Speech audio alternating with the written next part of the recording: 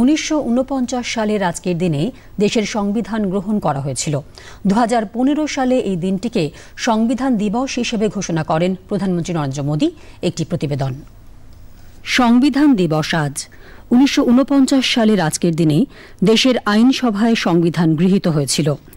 এই দিনটির স্মরণে দেশ জুড়ে পালিত হচ্ছে সংবিধান দিবস। 1950 সালের 26শে জানুয়ারি থেকে এটি কার্যকর করা হয়। গত 75 বছর ধরে ন্যায়, সমতা, দেশবাসীর অধিকার রক্ষা সহ দেশের গণতান্ত্রিক যাত্রার পথকে প্রশস্ত করেছে সংবিধান। সংবিধান গ্রহণের 75 বছর পূর্তি উপলক্ষে দেশব্যাপী আমাদের সংবিধান আমাদের গৌরব কর্মসূচির আয়োজন করা হয়েছে। গত বছর 24শে জানুয়ারি নতুন দিল্লিতে ডক্টর বি.আর. আম্বেদকর ইন্টারন্যাশনাল সেন্টারে এই কর্মসূচির উদ্বোধন করেন উপরাষ্ট্রপতি। দেশের সংবিধান সম্পর্কে সকলকে সচেতন করা যেমন এই কর্মসূচির অন্যতম উদ্দেশ্য ছিল, তেমনি সংবিধান তৈরিতে কতটা যত্ন নিতে হয়েছিল সে সম্পর্কে দেশবাসীকে অবগত করাও এই কর্মসূচির অন্যতম লক্ষ্য ছিল।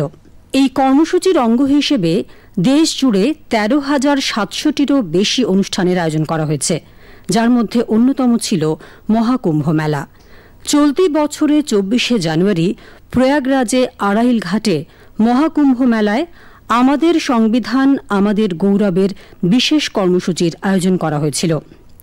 এই কর্মসূচিতে মোট 1 কোটিরও বেশি নাগরিক অংশ নেন। 2047 সালে বিকশিত ভারতের লক্ষ্য পূরণের অঙ্গ হিসেবেও অনুঘটকের কাজ করছে এই কর্মসূচি। এই কর্মসূচির আওতায় ত্রিস্তরীয় লক্ষ্যগুলি হল সবকো ন্যায়, হর ঘর ন্যায়, নব ভারত, নব সংকল্প, বিধি জাগৃতি অভিযান। সবকো ন্যায়, হর ঘর ন্যায় হল আর্থসামাজিক দিক নির্বিশেষে সকলের জন্য ন্যায় বিচার নিশ্চিত করা। নব ভারত, নব সংকল্পের উদ্দেশ্য নতুন ভারতের অঙ্গীকার। বিধি জাগৃতি অভিযান হল আইনি সাক্ষরতা ও সচেতনতা বাড়ানো।